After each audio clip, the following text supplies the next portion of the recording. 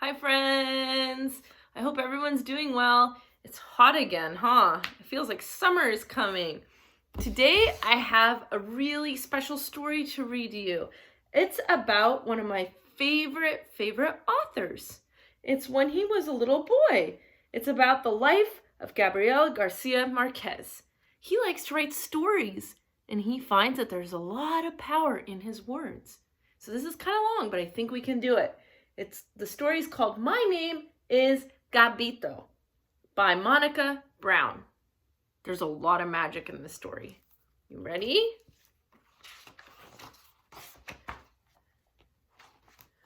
Can you imagine a shipwrecked sailor living on air and seaweed for 8 days? Try to imagine. Close your eyes and think about it. Can you imagine a trail of yellow butterflies fluttering their wings to songs of love? Can you imagine gold and silver fish swimming in the air? Look at all those magical things. Once there was a little boy named Gabito who could. This little boy would become one of the greatest storytellers of all time.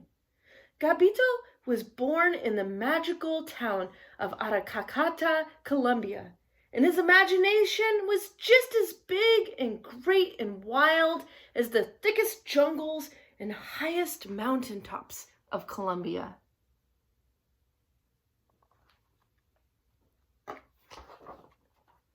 To Gabito, the world was a magical place. He grew up in a little house with his big family, and according to his grandmother, a strange and mysterious ghost. Sometimes little Gabito would imagine the ghost lady gliding through his house and rocking the empty rocking chair in the family room. Back and forth, back and forth.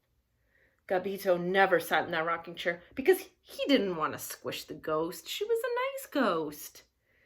Gabito's imagination was wild.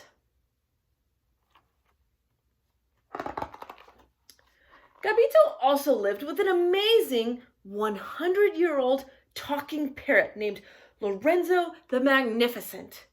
Lorenzo would make up stories of his own, just like Gabito, and sometimes his stories turned out to be true.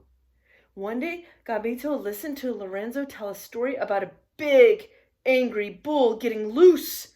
Imagine his surprise when a big, angry bull ran right through his kitchen. Maybe, thought Gabito, Lorenzo the Magnificent had magical powers. Gabito's imagination was wild. Do you think that bull ran through his kitchen? Gabito's favorite person in the whole world was his grandfather Nicholas, who had a giant dictionary filled with many amazing words. From this dictionary, Gabito learned that magic is not just for witches, that gypsies are wanderers with a taste for adventure, and that words can be big and great and wild too. The more words Gabito learned, the more stories he told. Look at those people dancing with the bats. Do you see? There's a story in a book. Sometimes we have stories in our heads, like dreams. Each day after breakfast, Gabito and his grandfather put on matching Scotch plaid hats and walked through the town, holding hands and smelling the jasmine flowers. The two of them would walk happily towards the cafe, where they met his grandfather's friends for lunch.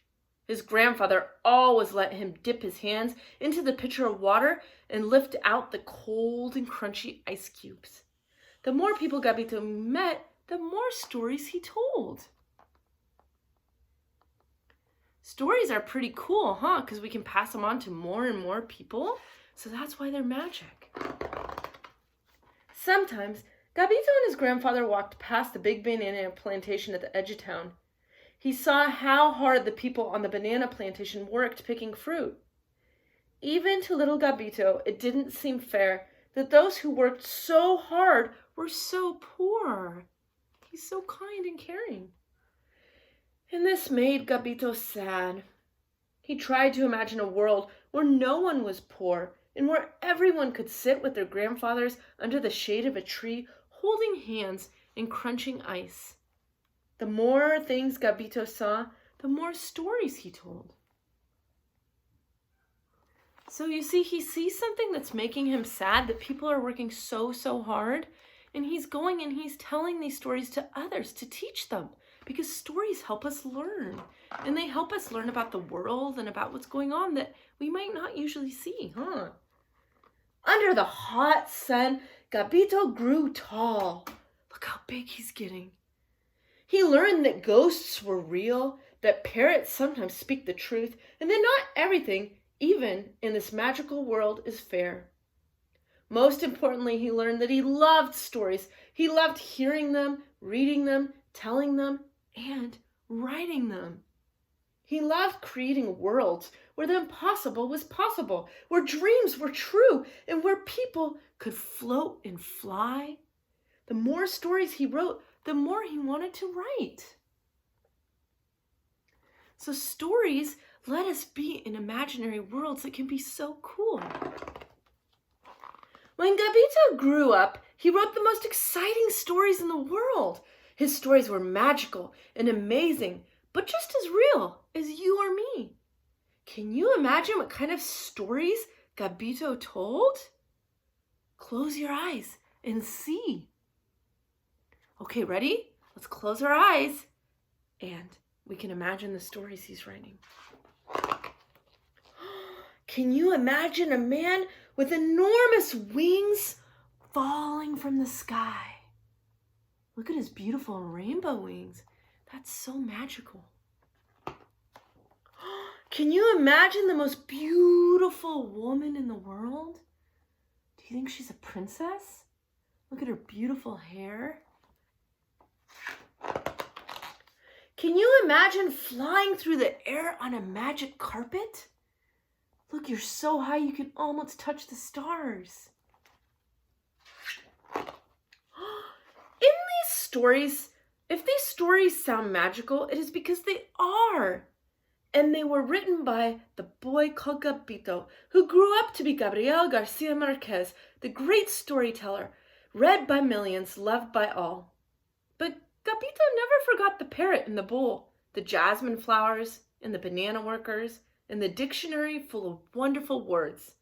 People on all 7 continents read his stories and love them, and discover just how magical and big and great and wild the world can be.